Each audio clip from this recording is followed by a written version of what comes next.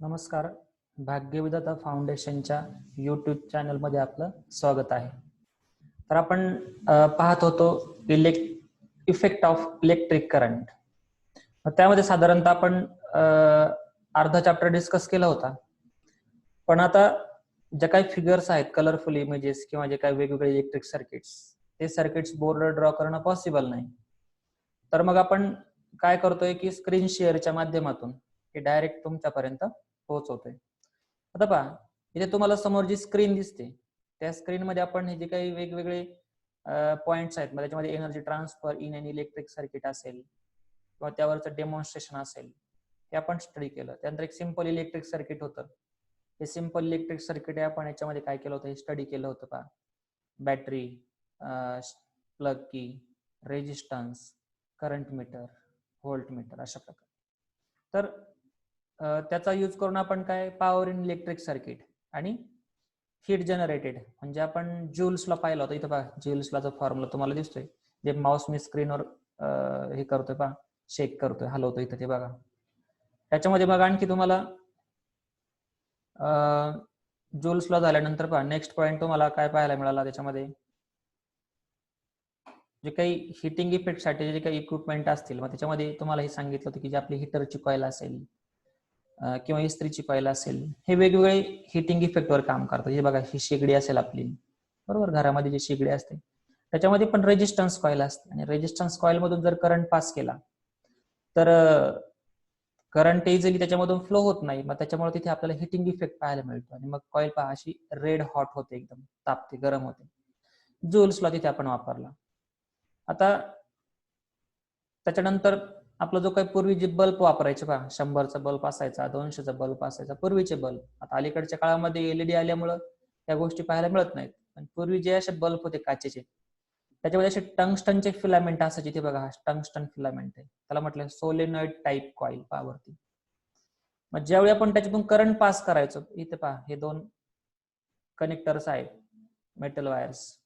ज्यावेळी आपण त्याच्यातून करंट पास करणार त्या कॉईल मधून, त्यावेळी काय व्हायचं की तुझी काही सोलेनॉइड कॉईल आहे, सोलेनॉइड कॉईल हीट व्हायची, आणि हीट झाल्यानंतर त्याच्या आजूबाजूला ह्या बल्ब एक ग्लास मध्ये व्हॅक्यूम किंवा नायट्रोजन गॅस असायचा. मग ज्यावेळी हा हीट होईल, त्या हिटिंग इफेक्टमुळे जो काही नायट्रोजन गॅस आहे, त्या नायट्रोजन गॅस मधून थर्मिओनिक इमिशन्स बाहेर पडायचे, आणि ते विजिबल लाईटच्या फॉर्मॅटमध्ये बाहेर पडायचे, आणि आपण काय म्हणायचो की लाईट लागला किंवा बल्ब लागला, बरोबर.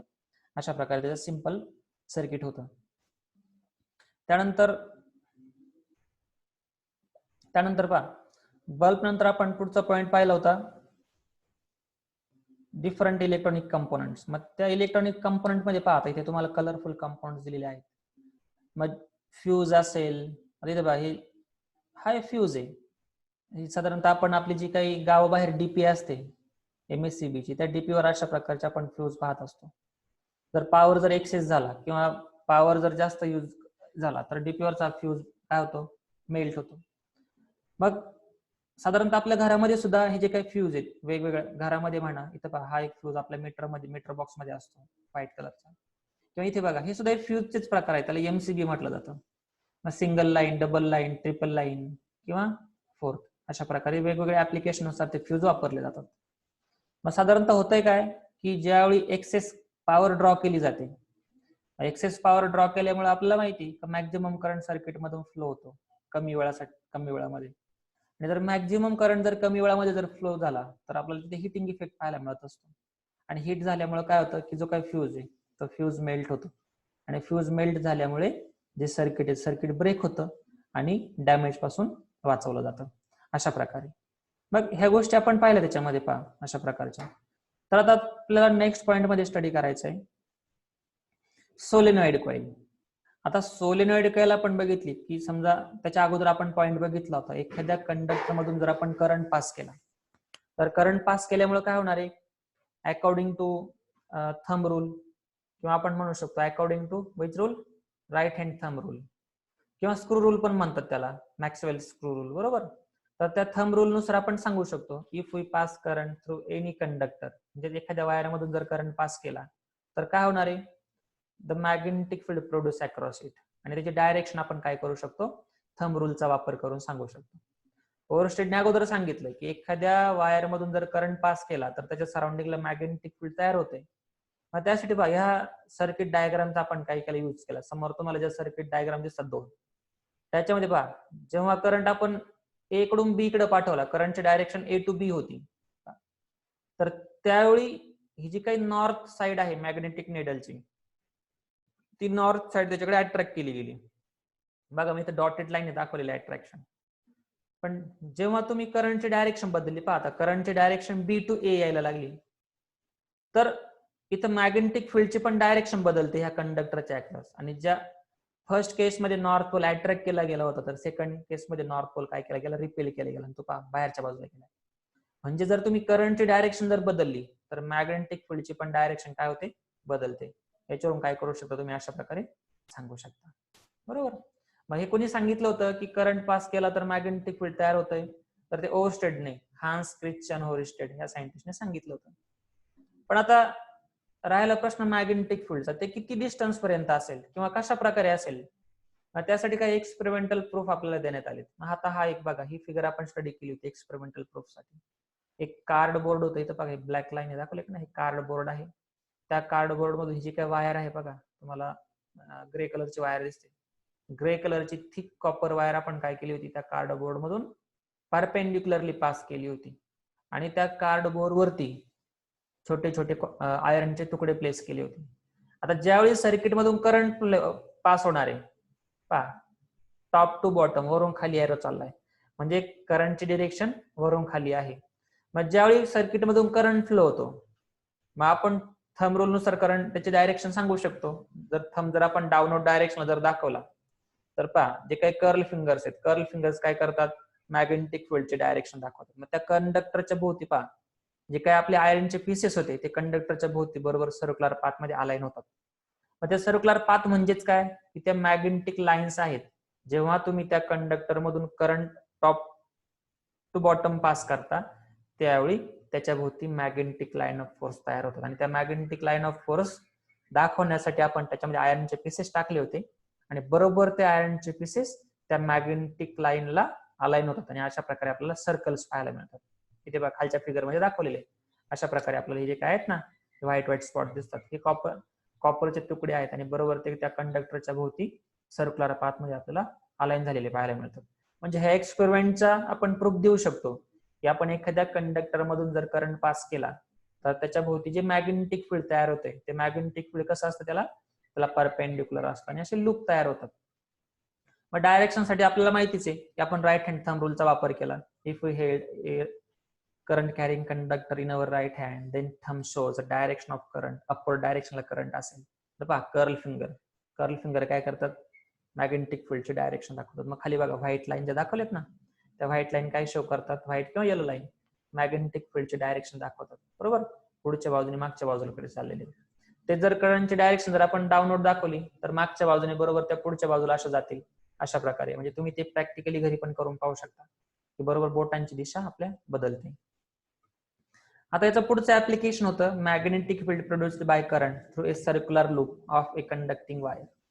आता पहा अगोदरची जी आपली करंट कॅरिंग वायर होती, बरोबर स्ट्रेट वायर, तीच वायर आपण काय केली, फक्त थोडीशी बेंड केली, आणि बेंड करून आपण तिची एक रिंग लाईक स्ट्रक्चर तयार केलं. इथे बघा तुम्हाला फिगर मध्ये दिसेल, इथे रिंग दिसते का, ही पहा ही कॉपर वायरची रिंग आहे.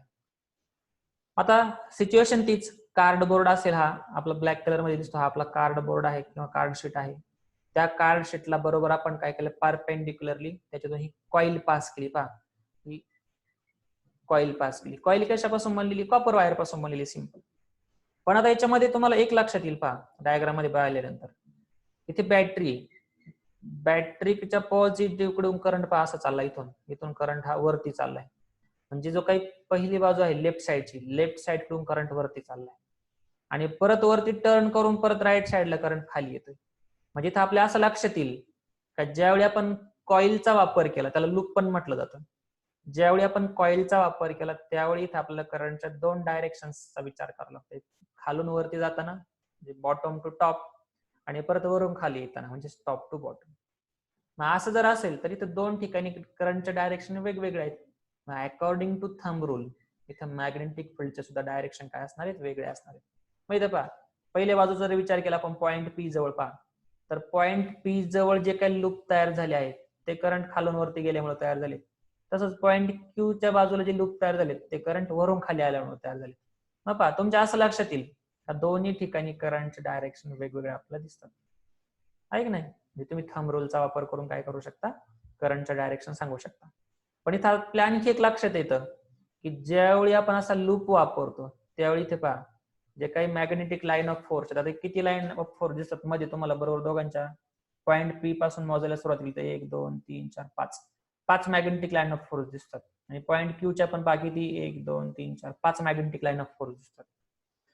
मग आता जर हा फक्त स्ट्रेट करंट कॅरी कंडक्टर असता अशा प्रकारे फक्त स्ट्रेट, तर आपल्याला फक्त 5च मॅग्नेटिक लाईन ऑफ फोर्स दिसल्या असत्या. पण ज्यावेळी आपण त्याला बेंड केलाय त्यावेळी एका बाजूच्या 5 आणि दुसऱ्या बाजूच्या 5 म्हणजे 10 मॅग्नेटिक लाईन ऑफ फोर्स आपल्याला दिसायला लागल्या. याचाच अर्थ आपण म्हणू शकतो की जर करंट कंडक्टरला जर आपण बेंड केलं लूप मध्ये किंवा सर्क्युलर रिंग मध्ये, तर मॅग्नेटिक फील्ड आपण काय करू शकतो, वाढवू शकतो. हे झालं सिंगल लूप साठी, ते एकच राऊंड होता, एकच सर्कल किंवा एकच सर्क्युलर लूप होता. जर आपल्याला मॅग्नेटिक फील्ड जर आणखी वाढवायचं असेल तर आपण काय करू शकतो, जसं आपली स्प्रिंग असते का नाही तशा प्रकारे लूप आपण वापरू शकतो. म्हणजेच मॅग्नेटिक फील्ड त्या पट्टीमध्ये वाढणार आहेत. समजा एका लूपमुळे जर 10 होत असतील मॅग्नेटिक लाईन ऑफ फोर्स तयार, असे जर आपण 10 लूप वापरले स्प्रिंग सारखे, जर असे 10 रिंग्स आपण वापरल्या तर 10 into 10 म्हणजे साधारणतः आपल्याला 100 मॅग्नेटिक लाईन ऑफ फोर्स मिळणार. म्हणजे बघा एन टाइप मध्ये काय झाले, मॅग्नेटिक फील्ड त्याचं वाढले. मॅग्नेटिक फील्ड वाढवण्यासाठी ही जी काही रिंग लाईक स्ट्रक्चर आहे ते आपण वापरतो. हे जे काही रिंग लाईक स्ट्रक्चर आहे याच्यापासून आपण एक नवीन इन्स्ट्रुमेंट तयार केलं, त्याला म्हटलं जातं सोलेनॉइडल कॉइल. माहिती पहा म्हणजे आता लक्षात येईल सोलेनॉइडल कॉइल. पहा magnetic field due to a current in a solenoid coil. आता काय असं सोलेनॉइड, इथे पहा तुम्हाला लगेच क्लिअर होईल. सोलेनॉइड मध्ये काय दिसतंय तुम्हाला, ही जी काही सिंपल कॉपरची कॉइल आहे तिथं पाहता, ही थोडीशी जरा चॉकलेटी कलर मध्ये इथे दाखवलेली ही जी काही कॉपरची कॉइल आहे कॉपरचं वाउंडिंग आहे, असं पहा असं दाखवलेलं आपल्याला, त्याला सोलेनॉइड म्हटलंय. म्हणजे जी आपली स्प्रिंग असते का नाही त्या स्प्रिंग सारखं स्ट्रक्चर तुम्हाला तिथे आतमध्ये दिसतंय. आणि इथे पहा हा पॉइंटर हालतो, बॅटरीचा पॉझिटिव्ह जोडलेला आहे, त्या स्प्रिंगच्या एका टोकाला बॅटरीचा पॉझिटिव्ह जोडला आणि स्प्रिंगच्या दुसऱ्या टोकाला बॅटरीचा इकडे निगेटिव्ह जोडले, बरोबर. इथं प्लग की आहे.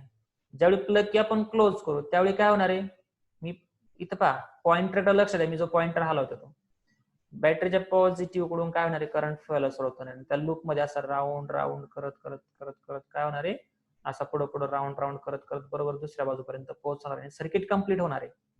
आणि ज्यावेळी सर्किट कंप्लीट होईल त्यावेळी आपण म्हणू शकतो की पूर्णपणे सर्किट मधून करंट फ्लो होतोय. पण करंट फ्लो होत असताना बघा आपण लास्ट टॉपिक मध्ये बघितलं होतं की जर रिंग असेल तर रिंगचा करंट कसा असतो, एका बाजूने खालून वरती जातो, दुसऱ्या बाजूने करंट वरून खाली येतो, बरोबर. खालून वरती जाणार परत वरून खाली येणार, खालून वरती जाणार परत वरून खाली येणार. त्याच्यामुळे काय होणार आहे की आपल्याला दोन प्रकारचे लूप पाहायला मिळतात. माहिती पहा, एक लूप तुम्हाला वरच्या बाजूने दिसतोय आणि दुसऱ्या लूपचा पॅटर्न तुम्हाला खालच्या बाजूने दिसतोय.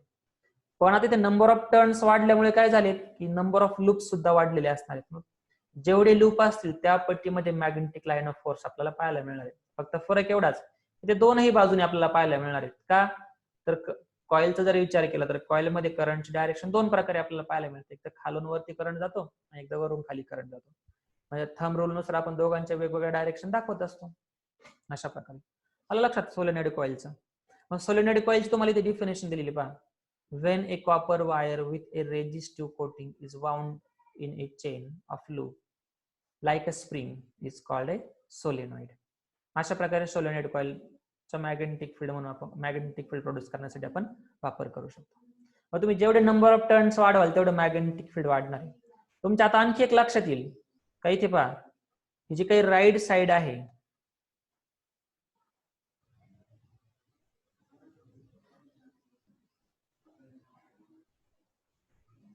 जे काही राईट साइड आहे तुम्हाला इथे डायग्राम मध्ये दिसते,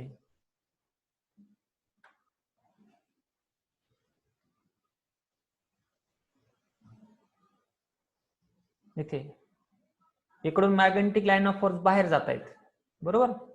इथून वरच्या बाजूला जातील किंवा इथून खालच्या बाजूला जातील. आणि लेफ्ट साइडला मात्र सगळ्या बाजूने मॅग्नेटिक लाईन ऑफ फोर्स येतात.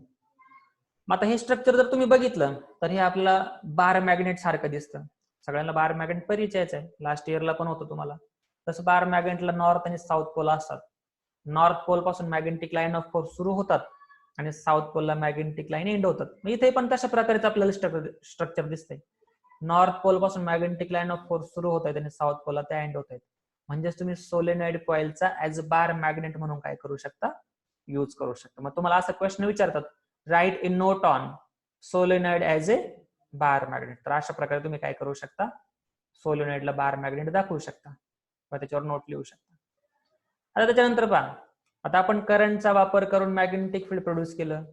त्याच्यानंतर स्ट्रेट कंडक्टर होता. स्ट्रेट कंडक्टर नंतर आपण सोलेनॉइड वापरला आणि मॅग्नेटिक फील्डची स्ट्रेंथ वाढवली, बरोबर. म्हणजे स्ट्रॉंग मॅग्नेटिक फील्ड आपण तयार केलं सोलेनॉइड कॉइलचा वापर करून.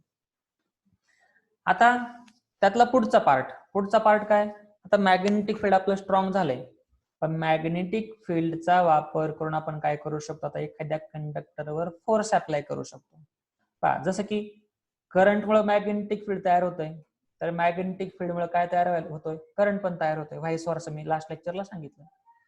याचाच अर्थ असा झाला की मॅग्नेटिक फील्ड हे एखाद्या करंट कॅरिंग कंडक्टरवर फोर्स अप्लाय करू शकतं का, तर एखादा करंट कॅरिंग कंडक्टर असेल तर त्याच्या भोवती बाय डिफॉल्ट मॅग्नेटिक फील्ड असतंच, बरोबर. आणि आपण जर दुसरा मॅग्नेट जर त्या करंट कॅरिंग कंडक्टर शेजारी जर नेला, तर त्या कंडक्टरचं मॅग्नेटिक फील्ड आणि बाहेरचं मॅग्नेटिक फील्ड या दोघांमध्ये काहीतरी इंटरॅक्शन होणार आहे. It may B रिपेल्शन or attraction. तो एकमेकाला रिपेल करेल किंवा अट्रॅक्ट करेल, डिपेंड ऑन देअर डायरेक्शन. त्यांची जी काही डायरेक्शन असेल त्या डायरेक्शन नुसार आपण काय करू शकतो, सांगू शकतो रिपेल करतोय का अट्रॅक्ट करतोय, बरोबर. इथं बघा तुम्हाला एक्सपेरिमेंटल सेटअप दिलाय.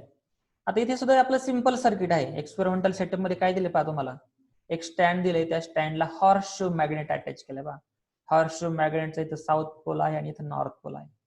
आणि एक जी काही वायर आहे, कॉपर वायर, इथं पहा ही कॉपर वायर इथे मध्ये दिसते ना तुम्हाला, ही कॉपर वायर केली बरोबर त्या दोन पोलच्या मध्ये लटकवलेली, बरोबर.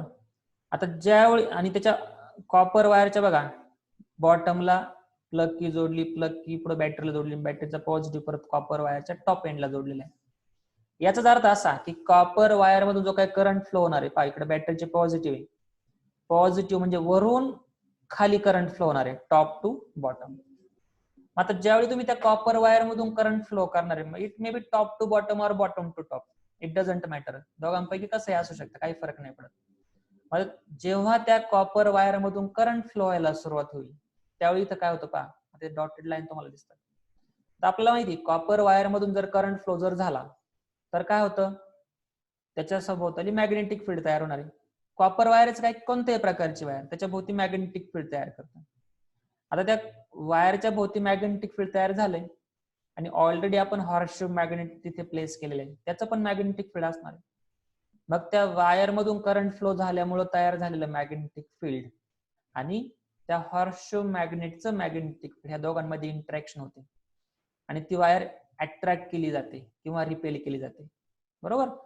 मग अट्रॅक्ट किंवा रिपेल म्हणजेच काय, की त्या वायरवर काहीतरी फोर्स अप्लाय केला जातो. कुणाकडून, ह्या हॉर्सशू मॅग्नेट कडून. म्हणजेच आपण म्हणू शकतो की एखादी करंट कॅरिंग कंडक्टर जर मॅग्नेटिक फील्ड मध्ये जर ठेवला तर त्याच्यावर काय होतंय, काहीतरी फोर्स अप्लाय होतो. मग it may be attractive or repulsive force. मग तुम्ही करंटची डायरेक्शन बघून चेंज करून बघा. समजा करंट टॉप टू बॉटम होता तर बॉटम टू टॉप करून बघा.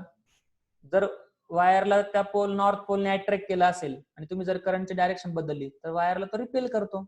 अशा प्रकारे हा सुद्धा एक्सपेरिमेंट आपण आपल्या क्लासमध्ये काय करणार आहोत, प्रूफ एक्सपेरिमेंटली तुम्हाला दाखवणार आहोत. आता फक्त तुमचं एवढंच लक्षात ठेवा. मग इथं बघा तुम्हाला इकडे पुढे कंडिशन दाखवलेली, इथं बघा पहिल्या फिगर मध्ये कॉपर वायर आणि मॅग्नेट अशा प्रकारे तो सेटअप आहे हॉर्सशू मॅग्नेटचा. आता फिगर ए मध्ये बघा, हॉर्सशू मॅग्नेट म्हणजेच याचाच अर्थ काय झाला की त्या वायरच्या भोवती आपण मॅग्नेटिक फील्ड प्रोड्यूस केले. हॉर्सशू मॅग्नेट आहे म्हणजे तोच असला पाहिजे असं काय नाही, फक्त तो असं लक्षात ठेवा की त्या वायरच्या आजूबाजूने आपण एक्सटर्नल मॅग्नेटिक फील्ड प्रोड्यूस केले, बरोबर. केस फर्स्ट मध्ये. आता ज्यावेळी आपण काय करतोय, सर्किट मधून करंट फ्लो करायला सुरुवात करणार आहे. मग आता करंट फ्लो करायला सुरुवात केली समजा, मग पहा फिगर सी बघा, मग अगोदर करंट टॉप टू बॉटम जर केलं, बघा इथं तुम्हाला करंटची डायरेक्शन पाहायला मिळते, एरो आहेत ना. करंट जर टॉप टू बॉटम जर आपण पाठवला तर काय होतंय, वायर राईट हँड साइडला खेचली गेली. फिगर बी मध्ये पहा, करंट आता बॉटम टू टॉप चाललाय, तर वायर लेफ्ट हँड साईडला खेचली गेली. याचाच अर्थ काय की करंटची डायरेक्शन जर बदलली त्या वायर मधून तर त्या वायरवर फोर्स अप्लाय होतोय, बरोबर. मग ती अट्रॅक्ट किंवा रिपेल केली जाते अशा प्रकारे. मग आता त्याच्याच रिलेटेड बघा, आपल्याला एक आणखी नवीन रूल पाहायचा आता, फ्लेमिंग्ज लेफ्ट हँड रूल. आता फ्लेमिंग्ज लेफ्ट हँड रूल मध्ये पहा आपल्याला काय पाहायचं आहे. जो आपला वरचा एक्सपेरिमेंट होता, त्या एक्सपेरिमेंटवरून आपल्या असं लक्षात आलं की जो काही कंडक्टर आहे तो करंट कॅरिंग कंडक्टर जर मॅग्नेटिक फील्ड मध्ये जर प्लेस केला तर तो काहीतरी फोर्स एक्सपिरियन्स करतो. मग तेच इथे स्टेटमेंटच्या स्वरूपात किंवा तेच फ्लेमिंग्सने काय केलेले प्रेझेंट केलेले. मग पहा, फ्लेमिंग्ज लेफ्ट हँड रूल मध्ये तुम्हाला दिसते जो काही थंब आहे, तुम्ही जर लेफ्ट हँड जर अशा प्रकारे पकडला, बरोबर, पुस्तकामध्ये कसं दाखवलं तसं बघा, लेफ्ट हँड 3 बोट, म्हणजे समजा अंगठा असेल किंवा 4 फिंगर असेल किंवा मिडल फिंगर, हे तीनही एकामेकाला कसे असले पाहिजे, परपेंडिक्युलर. त्याला म्हणतात म्युच्युअली परपेंडिक्युलर. पहा तुमच्या समोर दिसतंय, आता मी असं पकडलंय अशा प्रकारे. मग मिडल फिंगर, थंब आणि 4 फिंगर हे तिन्ही कसे आहेत एकामेकाला म्युच्युअली परपेंडिक्युलर आहेत. मग त्याच्यामध्ये पहा, थंब काय पॉइंट आउट करतोय, फोर्स ऑन द कंडक्टर, म्हणजे त्या कंडक्टरवर फोर्स कोणत्या दिशेला अप्लाय होईल हे थंब दाखवतोय. पण हे कशावर डिपेंड असतं, मॅग्नेटिक फील्ड आणि करंटच्या डायरेक्शनवर. इथं पहा पुढे दिलंय तुम्हाला, जे काय आपलं 4 फिंगर आहे, 4 फिंगर काय शो करतोय, डायरेक्शन ऑफ मॅग्नेटिक फील्ड, बरोबर. आणि जो काय मिडल फिंगर आहे तो काय शो करतोय, डायरेक्शन ऑफ करंट. मग पहा, करंट जर मिडल फिंगरच्या डायरेक्शनला जर असेल तर आपल्याला माहिती करंटच्या डायरेक्शनला मॅग्नेटिक फील्ड कसं असतं, परपेंडिक्युलर. मग 4 फिंगर आणि मिडल फिंगर एकमेकाला ऑलरेडी परपेंडिक्युलर राहायचे, म्हणजे क्लिअर झालं की करंटच्या डायरेक्शनला मॅग्नेटिक फील्ड परपेंडिक्युलर आहे. पण ह्या दोघांचा कॉमन इम्पॅक्ट काय होतोय की तो कंडक्टर थंबच्या बाजूला अट्रॅक्ट केला गेला. मग पहा, force acting on the conductor, मग थंबच्या बाजूला फोर्स अप्लाय झालेला आहे. अशा प्रकारे आपण फ्लेमिंग्ज लेफ्ट हँड रूल सांगू शकतो. मग त्याचं तुम्हाला इथं स्टेटमेंट दिलेले आहे, काय म्हटलंय, in above experiment we considered the direction of the electric current and the direction of the magnetic field and found that the direction of the force extend is perpendicular to both. This is a simple rule relating these three directions. This rule is called Fleming's left hand rule. मग तुम्हाला बघा खाली statement दिले, याला हवं तर तुम्ही इथं अंडरलाईन करून घेऊ शकता. अकॉर्डिंग टू दिस रूल, इथून पुढे बघा, दिस रूल इज अशा प्रकारे तुम्हाला इथं काय दिलेलं आहे, फ्लेमिंग्स लेफ्ट हँड रूल दिलाय. This is a simple rule related this 3 directions. मग 3 डायरेक्शन कोणत्या कोणत्या, फोर्सची डायरेक्शन, करंटची डायरेक्शन आणि मॅग्नेटिक फील्डची डायरेक्शन. इथं पहा स्टेटमेंट मध्ये तुम्ही लिहू शकता, according to this rule the left hand thumb, index finger and the middle finger. त्याला पहा, हे जे आहे ना त्याला इंडेक्स फिंगर म्हटलं जातं. मिडल फिंगरच्या शेजारी इंडेक्स फिंगर, म्हणजे काही इंडेक्स फिंगर आहे, हे इंडेक्स फिंगर, मिडल फिंगर आणि थंब या तिघांचं रिलेशन आपल्याला दिलेले आहे. कसं दिलंय, इफ वी स्ट्रेच लाईक दिस, म्हणजे तीनही एकमेकाला कसे असले पाहिजे, म्युच्युअली परपेंडिक्युलर असले पाहिजे. अशा प्रकारे बघा आपण, तुम्ही पाहू शकता, तुम्ही स्वतः पण करू शकता. तर प्रत्येक फिंगर कशी कशी डायरेक्शन, कोणाकोणाची डायरेक्शन दाखवतात ते इथे दिलेली, आणि तीनही एकमेकाला कशा असतात, परपेंडिक्युलर. म्हणजे फोर्स, करंटची डायरेक्शन आणि मॅग्नेटिक फील्डचे डायरेक्शन हे तिघही एकमेकाला परपेंडिक्युलर आहेत. म्हणजे त्यांना म्हटलं तर all 3 parts are mutually perpendicular with each other. आता याचं ऍप्लिकेशन पहा, भरपूर सारे ठिकाणी याचे ऍप्लिकेशन्स आहेत. आपली इलेक्ट्रिक मोटर असेल, पाण्याची मोटर किंवा आपला फॅन असेल, या सगळ्या ठिकाणी हे सिंपल मेकॅनिझम वापरलेले आहे. काय, सर्किट मधून करंट फ्लो करायचा, सर्किट मधून करंट फ्लो झाला की तिथे मॅग्नेटिक फील्ड तयार होणार आणि मॅग्नेटिक फील्ड मुळे फोर्स अप्लाय होणार, आणि फोर्स अप्लाय झाल्यामुळे मोटर ट्विस्ट व्हायला लागते किंवा रोटेट व्हायला लागते.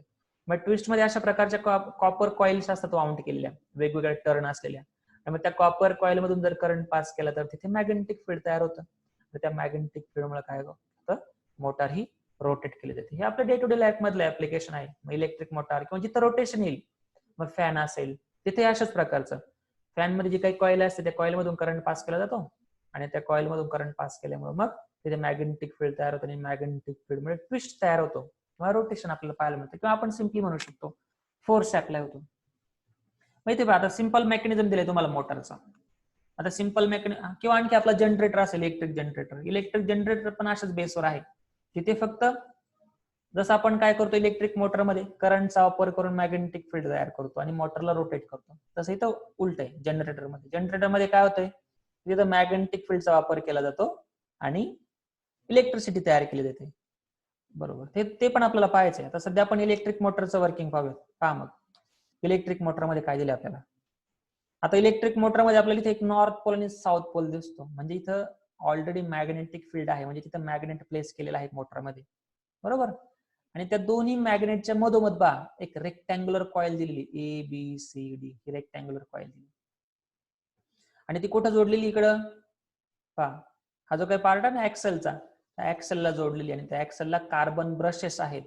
आता कार्बन ब्रश का असतात, तर ती कॉईल रोटेट होणार आहे आणि तिला करंट प्रोव्हाइड करण्यासाठी म्हणजे कार्बन ब्रशेस तिथं प्रोव्हाइड केलेला असतं. तिथं आपण डायरेक्ट कनेक्टिव्हिटी देऊ शकत नाही, वायर डायरेक्ट आपण जॉईन करू शकत नाही, रोटेशनमुळे ती ब्रेक होते, म्हणून कार्बन ब्रश त्याला टच केले जातात असे दोन्ही बाजूने, त्याला स्प्रिंग असतात.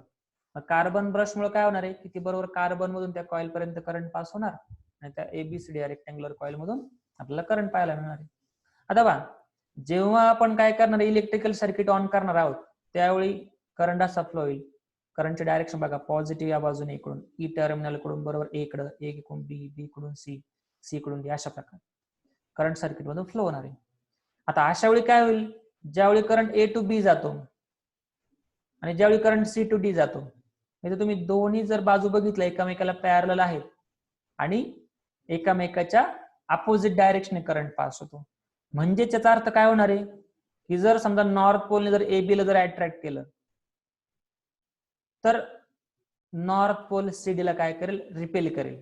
सेम टाइमला साऊथ पोलने जर CD ला जर काय केलं, अट्रॅक्ट केलं, तर AB ला तो काय करेल, रिपेल करेल आणि बरोबर त्याच्यामध्ये मधोमध असा ट्विस्ट तयार होईल.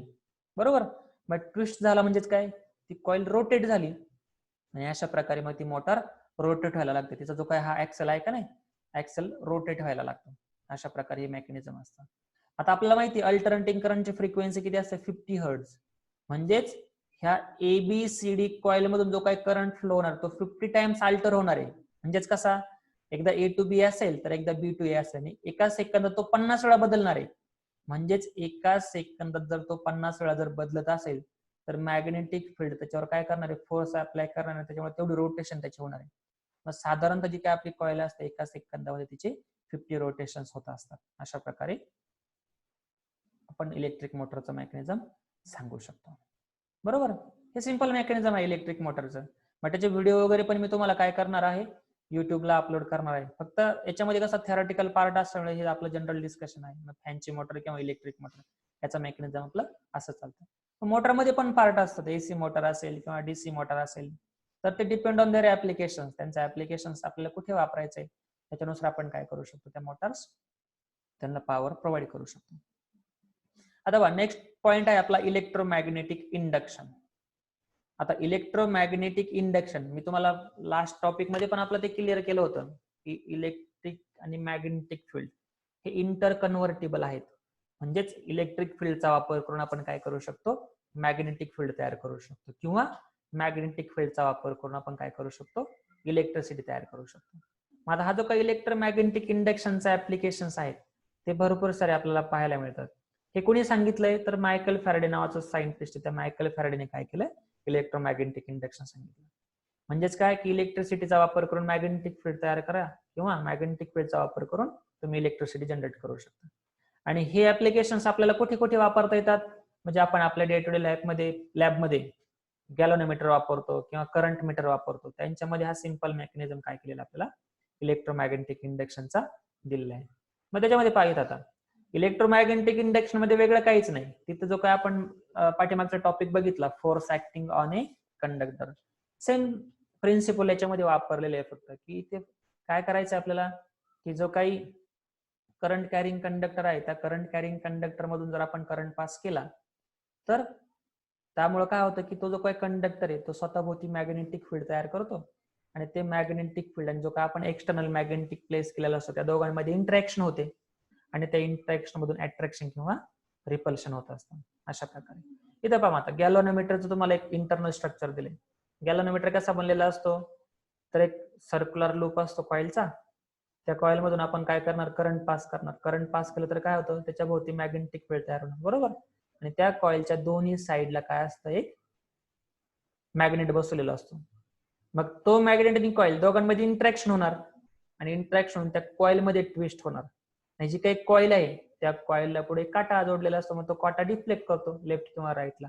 मग जेवढा जास्ती करंट तेवढं कॉइलचं मॅग्नेटिक फील्ड जास्त होणार आणि जेवढं कॉइलचं मॅग्नेटिक फील्ड जास्त असेल तेवढं जो काही काटा असेल आपला गॅल्व्हनोमीटरचा तो डिफ्लेक्ट करणार. मग जर कॉइल मधून करंटची डायरेक्शन जर बदलली तर कॉइलच्या मॅग्नेटिक फील्डची पण डायरेक्शन बदलते, आपण लास्ट मध्ये बघितलं होतं. मग जर कॉइलची जर मॅग्नेटिक फील्डची डायरेक्शन जर बदलली तर जो काही आपला डिफ्लेक्शनचा जो काटा दिसतो किंवा डिफ्लेक्शनचा जो काही नॉब आहे तो डिफ्लेक्शनचा नॉब बदलतो. म्हणजेच काय, सिंपल मेकॅनिझम. मग इथं मॅग्नेटिक फील्ड आणि इलेक्ट्रिक फील्ड दोघांचा वापर करून काय केलंय, कॉइलचा डिफ्लेक्शनचा स्टडी केला. आणि ती कॉइल किती डिफ्लेक्ट होते ही कशावर डिपेंड असणार, त्या कॉइल मधून पास होणाऱ्या करंटवर डिपेंड असणार. करंट वाढला की कॉइलचं डिफ्लेक्शन वाढणार आणि ते डिफ्लेक्शन कशाला जोडलेलं असतं, त्या काट्याला जोडलेलं असतं. म्हणजे तो काटा सुद्धा आपल्याला पुढे जाताना किंवा मागे जाताना दिसतो जसं जसं करंट कमी किंवा जास्त होईल. किंवा करंटची डायरेक्शन जर बदलली तर गॅल्व्हनोमीटर मध्ये तो लेफ्टला किंवा राईटला जाणार. म्हणजेच काय, गॅल्व्हनोमीटर हे असं इन्स्ट्रुमेंट आहे की ते आपल्याला करंटची डायरेक्शन दाखवतं. इथं पहा, इथं खाली 4.16b मध्ये तुम्हाला ते डिफाईन केलेलं आहे. इथे पहा, आता terminal positive to negative current चाललाय राईट टू लेफ्ट, त्यावेळी कॉइलचं डिफ्लेक्शन पहा कसं तुम्हाला दिलंय. तेच जर तुम्ही रिव्हर्स केलं, लेफ्ट टू राईट केलं तर कॉइलचं डिफ्लेक्शन त्याच्या परफेक्ट अपोजिट होणार आहे. याचा अर्थ असा की जे काही गॅल्व्हनोमीटर आहे, गॅल्व्हनोमीटर इथं बघा खालच्या फिगर मध्ये तुम्हाला आणखी लक्षात येईल. म्हणजे गॅल्व्हनोमीटर काय करत असतो की जो काही करंट आहे त्या करंटचे डायरेक्शन सांगत असतो, कारण गॅल्व्हनोमीटर हा इलेक्ट्रोमॅग्नेटिक इंडक्शनवर काम करतो. मग करंट तुम्ही पास केला सर्किट मधून, की कॉइलचं डिफ्लेक्शन जर लेफ्टला होत असेल, आता करंटची डायरेक्शन जर तुम्ही बदलली तर कॉइलचं डिफ्लेक्शन हे राईटला होणार आहे. म्हणजेच काय की तुम्ही करंट कोणत्या डिरेक्शनने पास करतात त्या डिरेक्शनला गॅल्व्हनोमीटर काय करत असतो, आपलं डिफ्लेक्शन दाखवत असतो. मग गॅल्व्हनोमीटरचा वापर करून आपण एखाद्या कोणत्याही इलेक्ट्रिक सर्किट मधले काय करू शकतो, करंटची डायरेक्शन दाखवू शकतो, बरोबर.